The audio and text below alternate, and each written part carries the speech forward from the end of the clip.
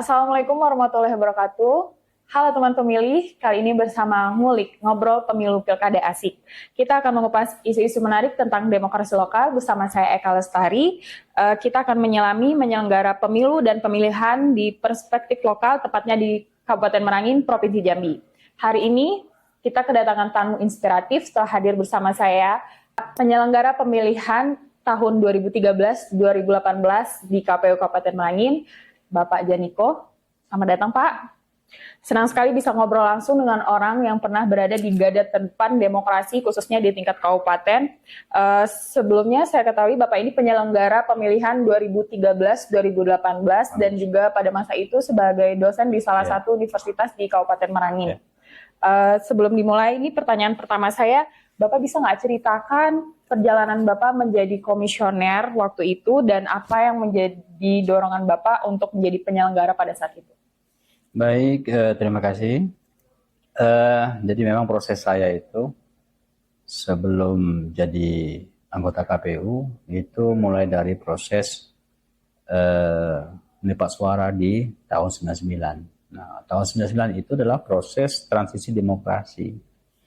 Jadi saat itu memang status saya jadi pelajar, masih kelas 2. Dan saya diajak dengan teman untuk melipat surat suara. Kemudian di 2000 tamat sekolah, 2004 itu saya ikut entry data. Entry data, 2 kali ikut entry data.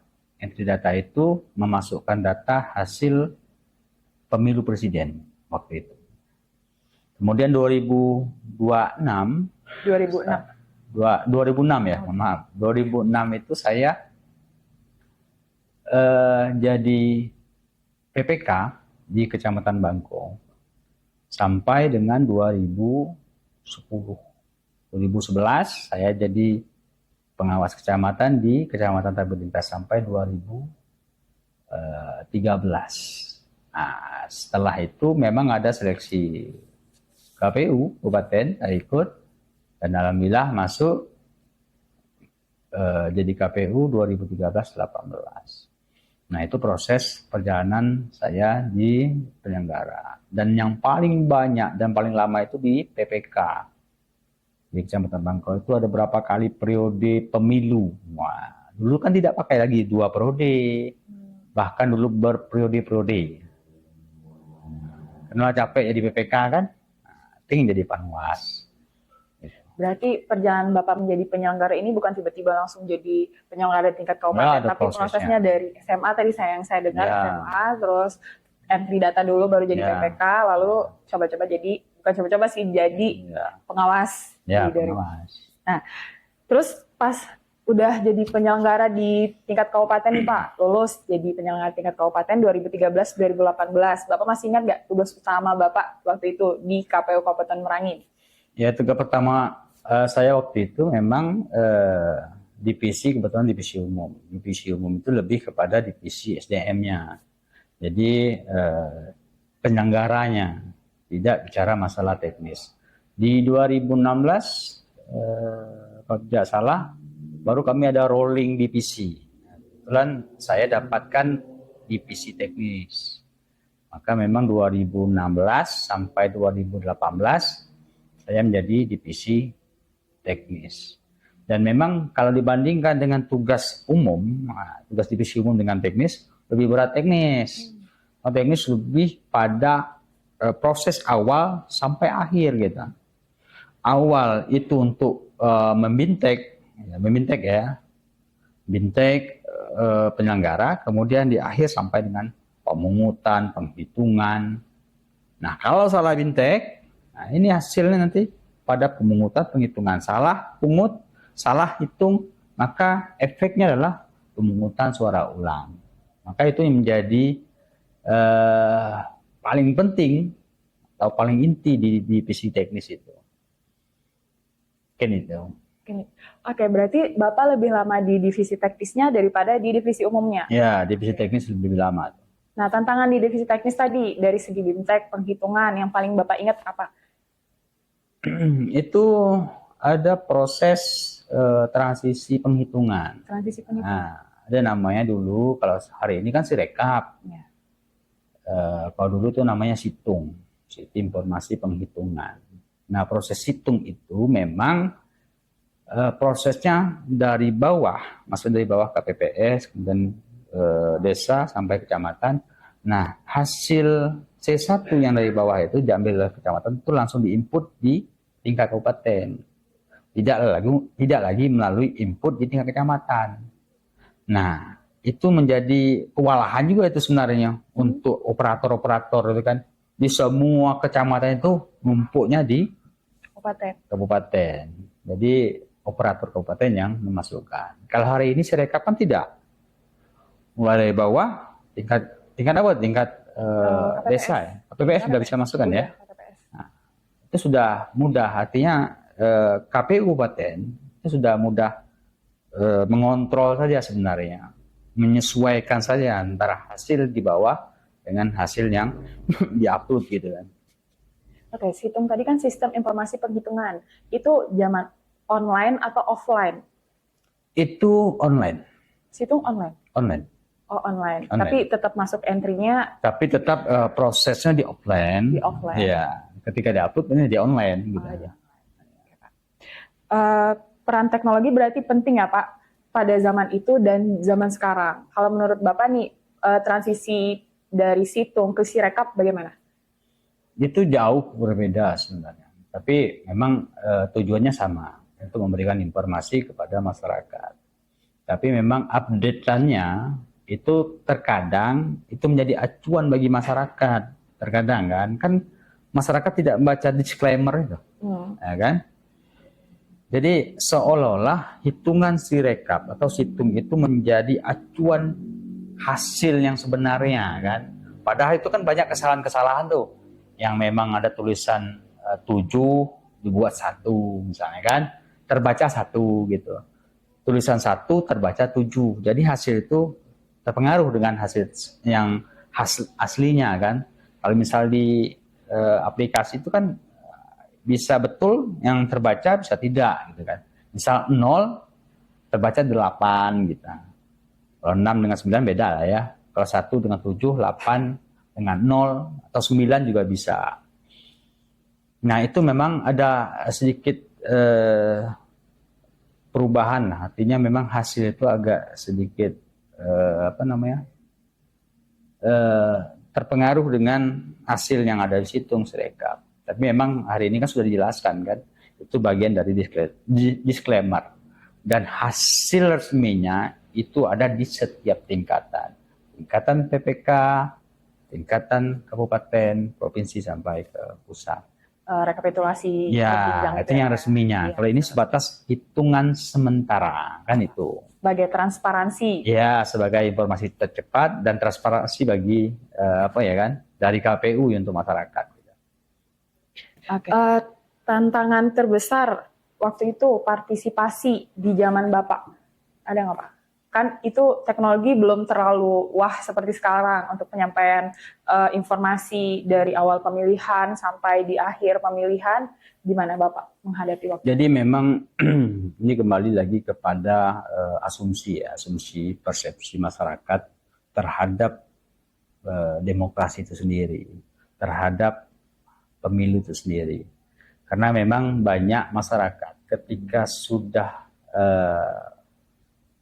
memilih, tapi ternyata memang yang dipilih pun tidak kenal juga dengan kita. Dan efeknya pun juga tidak ada dengan kita. Sehingga itu juga akan mempengaruhi partisipasi pemilih. Dan masyarakat menjadi apatis terhadap pemilu. Karena hasilnya itu juga tidak ada efek bagi masyarakat. Nah memang KPU memang sulit, terkadang memang sulit untuk memberikan sosialisasi. Tapi dalam proses KPU kan selalu memberikan sosialisasi ya terkait dengan pemilu itu apa, kemudian siapa calonnya. Tapi itu kembali lagi kepada persepsi masyarakat. Kalau misal persepsi masyarakat itu masih tersimpan memori kesan pemilu itu hasilnya tidak berpengaruh kepada kehidupannya, maka memang partisipasi itu akan memang tidak bisa meningkat. karena lebih banyak apatisnya masyarakat terhadap pemilu. Ini kan terkait dengan hasil produk, hasil dari pemilu itu sendiri. Salah pilih misalnya begitu. Kalau menurut Bapak nih, di pemilu 2024 kemarin masih ada nggak tingkat apatis itu atau udah berkurang tuh apatis masyarakat? Iya, kalau kita lihat dari pemilu ke pemilu, memang ada proses kenaikan partisipasi. Walaupun memang tidak signifikan, tetapi setidaknya naik lah ya, naik. Karena memang ini tergantung pada pola sebenarnya. Pola, dan KPU juga sebenarnya memang harus mencari metode yang tepat kita. Bagaimana bisa mengenai masyarakat, bagaimana memang masyarakat itu bisa datang atau semangat untuk datang ke TPS kita. Dari sosialisasinya. Iya, dari sosialisasi. Tinggal lagi menentukan metode yang tepat, gitu ya, seperti itu. Nah, dari perjalanan Bapak nih yang saya dengar tadi dari tahun 1999 sebagai pelipat suara, terus jadi PPK, jadi pengawas pemilihan, terus terakhir jadi penyelenggara di tingkat kabupaten 2013 sampai 2018. Apa pelajaran terbesar Bapak selama jadi penyelenggara? Banyak sih sebenarnya. Yang pertama, kita sedikit paham terkait dengan politik. Kemudian kita banyak mengenal orang, dan kita juga bisa memahami proses pemilu itu sendiri kan. Dan kalau dalam bentuk ancaman, tantangan, itu pasti ada. Nah, dulu memang tekanan itu banyak pada saat penentuan hasil pleno di tingkat kabupaten, banyak ancaman-ancaman, kemudian tekanan-tekanan misalnya gitu kan, dari pihak-pihak yang tidak bertanggung jawab atau yang kalah lah gitu kan. Banyak sih pelajarannya, jelas banyak mengenal orang, itu saja sebenarnya. Oke. Sebelumnya itu kita ada kopi nih Pak. Yang saya tahu nih, Bapak tuh suka kopi. Terutama dari salah satu staf Kota Merangin. Pokoknya kalau Bapak selama bertugas itu kopi dari Mbak ini gitu. Itu yang paling Bapak suka. Ini kita udah siapin khusus buat Pak Janiko dari Mbak tersebut yang buat. Ini boleh dicicipin dulu Pak kopinya. Teman-teman minum kopi dulu. Gimana Pak? Rasanya masih sama atau udah berubah? Masih sama. Jadi memang sebenarnya itu lebih terkesan ya. Kalau di Merangin ini sebenarnya kalau di KPU ya, khusus di kantor sekretariat ini memang terkesannya IIN-nya gitu kan. Oh, Mbak Iin teman-teman namanya. Saya nggak sebutin tapi bapaknya sendiri yang sebutin namanya. Rasa masih sama Pak? Masih sama. Jadi kalau ingat kopi ini langsung ingat IIN ya. Oh, langsung ingat bukan orangnya. Ingat IIN, kalau ingat kopi juga. Tapi bukan ingat ingat KPU-nya, kopi Pak. baru ingat IIN. Bukan ingat KPU-nya. Bukan ingat KPU-nya. IIN dulu baru KPU. Oh, iya.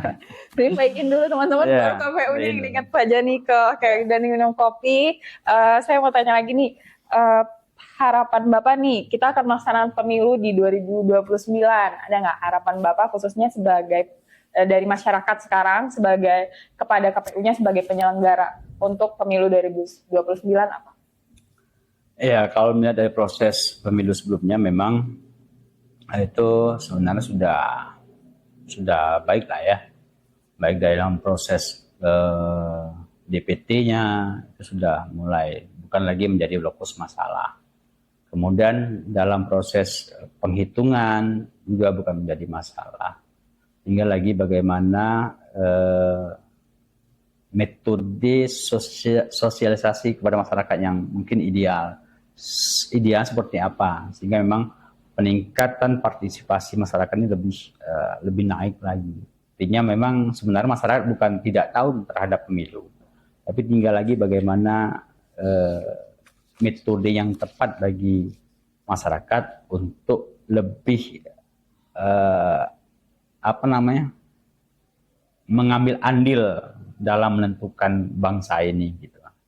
Berarti harapannya untuk KPU bagaimana sosialisasinya kepada masyarakat biar kena, Ya, bagaimana masyarakat itu bisa lebih aktif dan semangat untuk ke TPS Ya. pada hari pemilihan tersebut.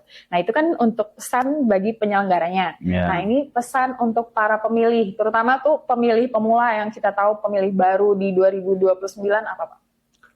Ya, jadi memang sudah saya sampaikan. Jadi melihat dari calon itu bukan dari apa namanya, bukan dari berapa, katakanlah mungkin gantengnya atau berapa banyak duitnya, tapi melihat dari track recordnya.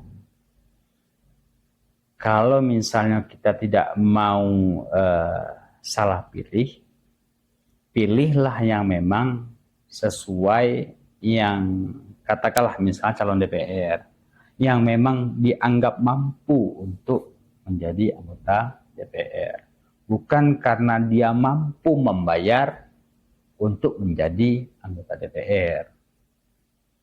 Tahu konteks saya membayar ini adalah ketika memang kita punya calon nih, kita sudah punya calon, anggaplah katakanlah calon ini A, 1A itu, dia mampu, dia sudah bisa dikatakan mampulah untuk menjadi anggota DPR dan layaklah secara kemampuan komunikasi segala macam itu dia mampu. Tapi ketika ada calon lain yang memang kita tidak mengenal, tidak tahu track recordnya, tapi dia memberikan sesuatu kepada kita, maka terkadang kita beralih ke calon lainnya. Sementara kita sudah tahu nih, calon A ini mampu, tapi calon B datang memberikan sesuatu berubah melihat calon B. Dan hasilnya, itu dia tadi, kita tidak senang dengan hasil, tidak melihat dari anggota DPR misalnya, atau calon bupati atau gubernur misalnya kan, melihat aduh salah pilih gitu lah. Karena memang kita tidak melihat di awal track recordnya seperti apa. Kalau memang tidak mau menyesal, maka pilihlah yang memang sesuai dengan kemampuan dan hati nurani. Pilihlah sesuai kemampuan hati nurani. Ya, jadi di sini pemilih harus jadi pemilih cerdas. Iya, itu dia. Harus tahu track recordnya, harus tahu visi dan misinya. Gitu. Baiklah teman pemilih, sangat inspiratif pembicaraan kita hari ini bersama Bapak Janiko selaku penyelenggara pemilihan KPU Kabupaten Merangin tahun 2013-2018. Terima kasih banyak tentang cerita dan pengalamannya mulai dari sebelum jadi penyelenggara hingga jadi penyelenggara. Dan buat pendengar, pemilu adalah momen kita untuk memperkuat demokrasi dan pastikan kalian harus jadi pemilih cerdas. Untuk teman pemilih, jangan lupa ikuti kanal YouTube KPU Kabupaten Merangin, update terbaru, dan bagikan pendapat kalian di kolom komentar. Terima kasih telah bergabung di Ngulik, Ngobrol Pemilu Pilkada Asik. Sampai jumpa di episode selanjutnya.